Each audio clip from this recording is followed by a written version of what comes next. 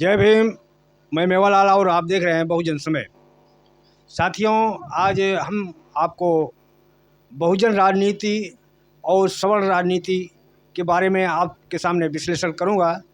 आप अंत में अपनी प्रतिक्रिया ज़रूर कमेंट बॉक्स में करेंगे। साथियों, आज वोट की राजनीति सभी पार्टियां करती हैं। बहुजन राजनीति करना सबकी मजबूरी है, लेकिन दिल से नहीं, सिर्फ वोट के लिए सभी पार्टियां राजनीति करती हैं।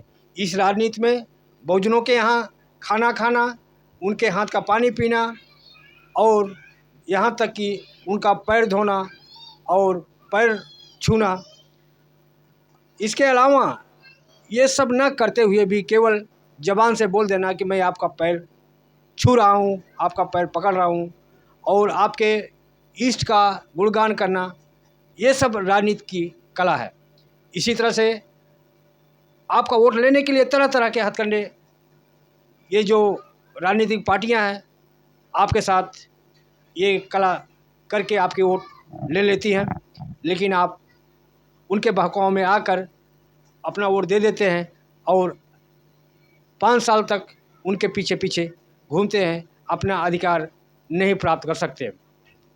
आप अपने वोट से उनकी सरकार तो बना सकते हो, लेकिन आप अपने वोट से अपनी सरकार बनाने के लिए आप सोचते भी नहीं कि कैसे आपका वोट, आपकी सरकार कैसे बने। साथियों, दूसरा आपका वोट लेने के लिए एक दूसरा साधन है भजन, कीर्तन, सत्संग, शिव चर्चा, हनुमान चालीसा पढ़ना और धर्म गुरुओं का प्रवचन करना और कराना। आज की राजनीति करने के तरीके अलग अलग हो गए हैं। जब देश आज़ाद नहीं था उस समय भी अंग्रेज़ों को परास्त करने के लिए बाल गंगाधर तिलक ने गणेश उत्सव का शुरुआत किया था। आज भी सभी सत्संगों में आरक्षण का विरोध, भारतीय संविधान को बदलने का आह्वान करना, किसी विशेष पार्टी का समर्थन करना और किसी पार्टी का विरोध करना, ये भी आप धार्मिक चर्चाओं में, धार्मिक सत्संगों में आप देख सकते हैं, सुन सकते हैं। सवाल हमेशा राजा और शासनकर्ता जमा से होना चाहिए, पूछना चाहिए। लेकिन चाहे मीडिया हो, जनता हो, राजनेता हो, अभिनेता हो, सभी का कर्तव्य है कि जिसको राजा बनाया जाता है वह जनता के प्रति जवाबदेह होता है। लेकिन राजा या शासक से सवाल न पूछने का कारण होता है कहीं उनका हित का कष्ट न पड़ जाए, इसलिए राजा के बजाय जनता से सवाल किया जाता है ताकि वो राजा से अपनी मांग न मांगने लगे। हिंदू और हिंदू धर्म की राजनीति क्यों की जाती है? आज बड़े पैमाने पर देश में हिंदू राष्ट्र की बात की जा रही है और इसके लिए धर्म गुरुओं का सहारा लिया जा रहा है। सत्संग में उनका इस्तेमाल किया जा रहा है कि किस तरह से शासन जमात जो है उनका उपयोग कर रहा है अपनी राजनीति करने के लिए। आज भारत देश में हिंदू, मुस्लिम, सिख, ईसाई, जैन, बौद्ध, पारसी, यहूदी, लिंगायत रहते हैं, लेकिन केवल हिंदू और मुसलमान की चर्चा की जाती है।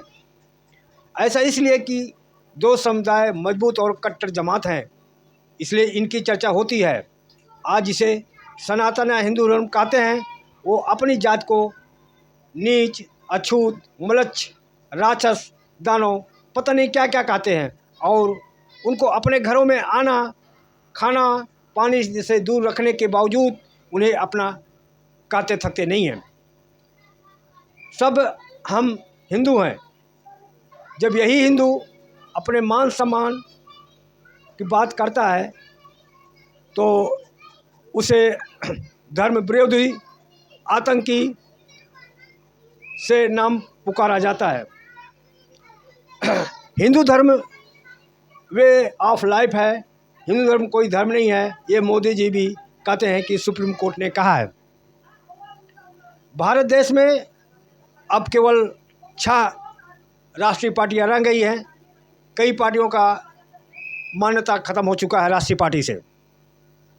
राष्ट्रीय पार्टी में सबसे पहले नाम आता है भारतीय जनता पार्टी, दूसरे नंबर पे भारतीय राष्ट्रीय कांग्रेस, तीसरे नंबर पर बहुजन समाज पार्टी, चौथा भारतीय कम्युनिस्ट पार्टी मार्क्सवादी पार्टी, पांचवा है नेशनल पीपुल पार्टी, छठा है अभी हाल ताज में आम आदमी पार्टी ने राष्ट्रीय पार्टी का दर्जा प्राप्त किया है। जितने भी पार्टियां हैं सबकी अपनी अपनी विचारधारा और सिद्धांत की राजनीति करते हैं।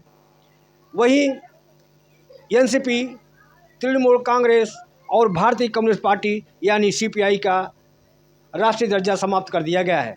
इसके अलावा मणिपुर में पीडीए, पुडुचेरी की डीएमके, पीएमके, उत्तर प्रदेश की आरएलडी, आंध्र प्रदेश की बीआरएस, पश्चिम बंगाल की आरएसपी और मिजोरम की एमपीसी से राज्य दलों का दर्जा वापस ले लिया गया है। स्टालिन के लड़के उदयनिधि ने कहा है कि सनातन धर्म डेंगू की तरह है, एक बीमारी है, इसे ख़त्म कर देना चाहिए। स्टालिन के लड़के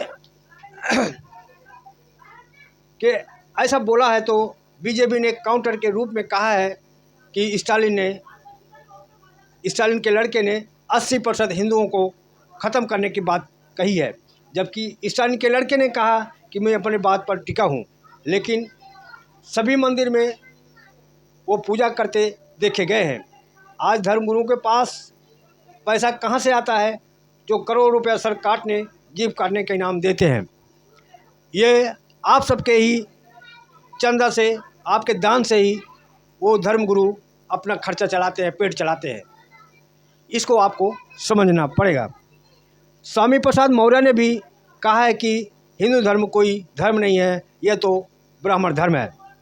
स्वामी प्रसाद मौर्य जी सभी को बता रहे हैं कि हिंदू धर्म क्या है, लेकिन अपने घर में अपनी बेटी को नहीं समझा पा रहे हैं कि किस तरह बीजेपी केवल ब्राह्मण धर्म की बात करती है। अखिलेश यादव जी कब ओबीसी को समझाएंगे कि हिंदू धर्म और ब्राह्मण धर्म क्या है। धर्मगुरु के चरणों में नज़र आते हैं। सबको खुश करने की ज़रूरत नहीं है। जो सही है उसका सपोर्ट करें, जो गलत है उसका विरोध करें। आज विपक्ष मुद्दा क्यों नहीं बना पा रहा है कि हिंदू धर्म नहीं ब्राह्मण धर्म है। जो मुद्दा मोदी या मोदी सरकार देती है उसी पर सभी विपक्ष टूट पड़ता है, सभी जनता के मुद्दे गायब हो जाते हैं। जो अब हिंदुस्तान कर रहे थे, जो अब तक हिंदुस्तान कर रहे थे, अब वो भारत कर रहे हैं, इंडिया नहीं कर रहे हैं।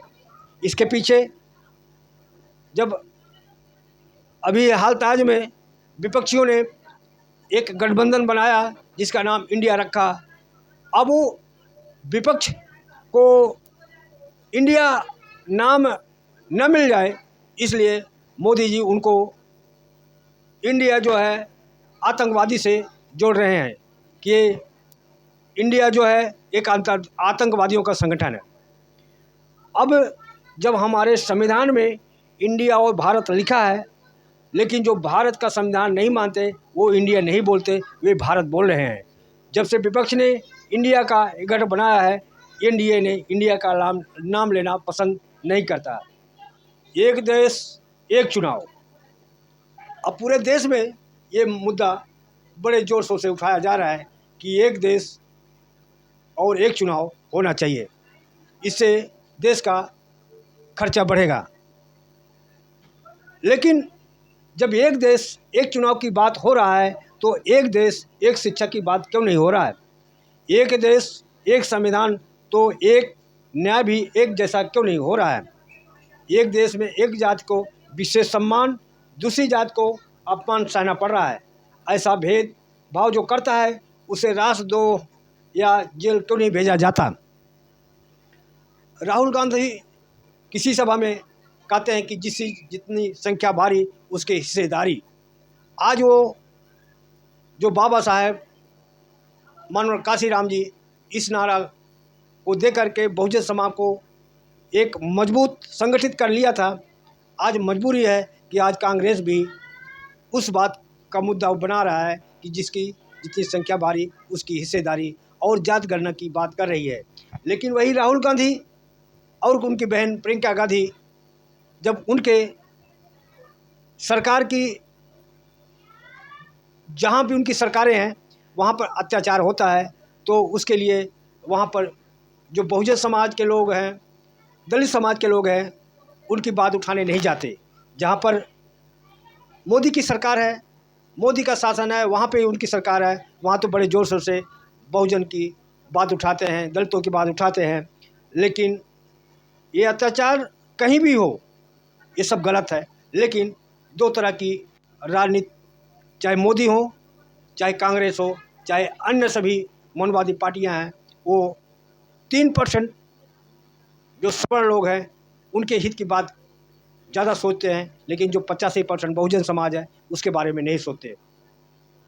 आज यदि केजरीवाल और नीतीश कुमार जी मीटिंग से रुष्ट होकर चले जाते हैं तो मुद्दा नहीं बनाया जाता, लेकिन बहन मायावती जी को विपक्ष में नहीं बुलाया, अपने मीटिंग में नहीं बुलाया, उनको निमंत्रण नहीं दिया, फिर भी एक मुद्दा बनाया जा रहा है कि बहन जी उस घटक का हिस्सा नहीं बन रही हैं, वो बीजेपी से बात कर रही हैं। तो कहाँ तक ये जायज़ है कि जब आप उनको निमंत्रण नहीं देंगे, उनको इज्जत मान सम्मान के साथ बुलाएंगे नहीं और उल्टा उस पर इल्ज़ाम लगाएं कि ये बीजेपी की बी टीम है। तो आज बहुजन की चिंता, बहुजन समाज की चिंता किसी को चिंता नहीं है, सिर्फ बहुजन का वोट लेना चाहते हैं, लेकिन बहुजनों की भागीदारी देना नहीं चाहते। जो बहुजनों का प्रिय नेता होता है, चाहे बहन मायावती जी हों, चंद्रशेखर जी हों या असदुद्दीन ओवैसी हों, इन सब की भागीदारी देना नहीं चाहते। आज मायावती जी या बीएसपी किसी भी टीम में नहीं है, वो केवल बहुजन समाज के साथ हैं। तो एक चीज़ आप देखा होगा कि जब मोदी जी की मां की अंत्येष्टि होती है तो मोदी जी अंतिम संस्कार करके चले जाते, अपने काम में लग जाते हैं, लेकिन उन्होंने ना मूड़ मुड़ाया, ना दाढ़ी बनवाया। और दूसरी तरफ जो बहुजन की बात, बाबा साहब की बात राजनीति करते हैं, अखिलेश जी हैं और जो भी नेता हैं, वो सारे कर्मकांड करते हैं और दूसरी तरफ कहते हैं कि हम बाबा साहब और मानव काशीराम के पद चिन्हों पे चल रहे हैं। तो ये सब आप सबको समझना है कि वाकई में कौन बाबा साहब मानव काशीराम जी के पद चिन्हों पे चल रहा है, कौन केवल छलावा वोट के लिए कर रहा है। ये आपको, हमारा ये विचार आपको कैसा लगा, आप अपनी प्रतिक्रिया कमेंट बॉक्स में ज़रूर लिखें। आपको बहुत बहुत धन्यवाद। जय भीम, जय भारत।